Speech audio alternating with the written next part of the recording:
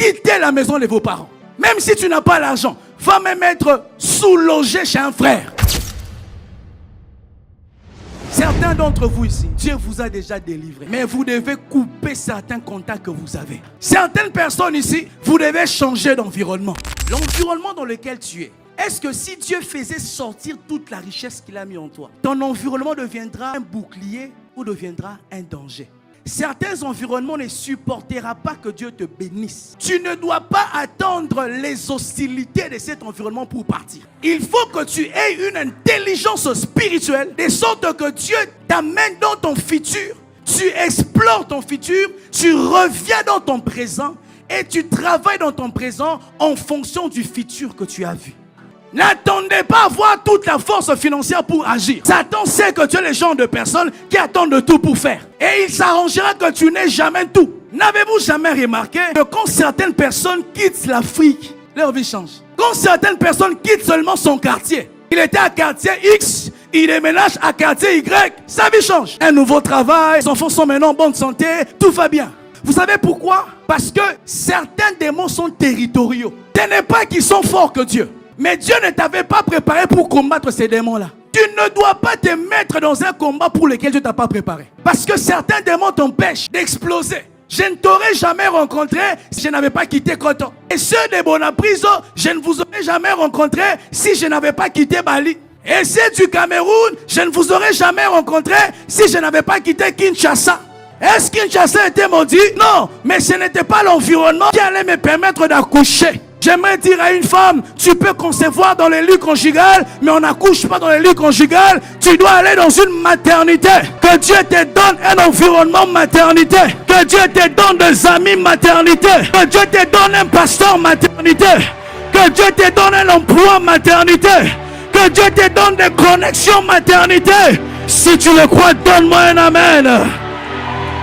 Comment amener la délivrance? Vous devez savoir que certaines délivrances ne peuvent s'opérer que lorsque vous coupez un certain contact avec une certaine entité. Il y a des délivrances que Dieu nous donne, mais ces délivrances sont encore spirituelles. Mais si nous faisons une action physique, l'action physique va convertir la victoire spirituelle en victoire matérielle. Des environnements sont des environnements cimetières. Vous sentez qu'il y a comme un poids spirituel sur vous. Tu dois quitter un quartier. Tu dois arrêter certaines relations. Même la Bible dit, un arbre qui ne produit pas le fruit occupe inutilement la terre. Qu'est-ce qu'il faut faire à cet arbre-là? Tu as des amis qui sont de poids. Les amis ne sont pas censés être de poids, mais les amis sont censés être des moteurs qui me propulsent vers l'avant. Si Dieu sortait tout ce qu'il a mis en toi comme grâce dans cet environnement, pose-toi la question essentielle. Est-ce que si je devenais vraiment cet homme, ce pasteur, cette femme, est-ce que mes amis me supporteront toujours, me porteront toujours ou voudront m'écraser? Si la réponse est négative, tu dois quitter cet environnement. Parce que Dieu ne peut pas te donner certaines choses, pas parce qu'il ne veut pas, parce qu'il te protège. Puis-je parler?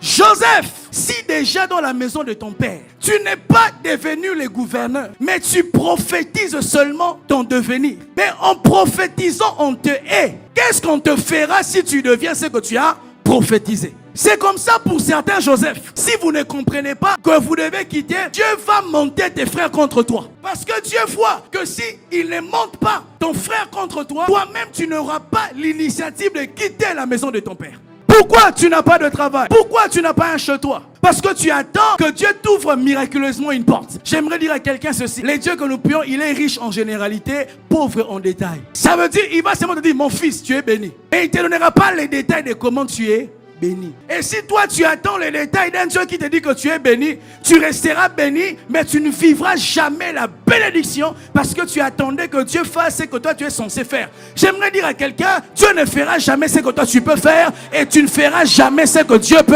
faire. Mes frères et sœurs, cette année est la nôtre. En sortant de cette retraite, tu es comme un homme que Dieu a enflammé.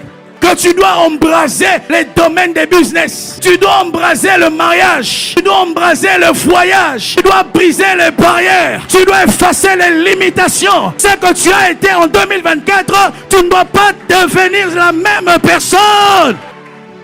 Cette année, frère, décidez de changer.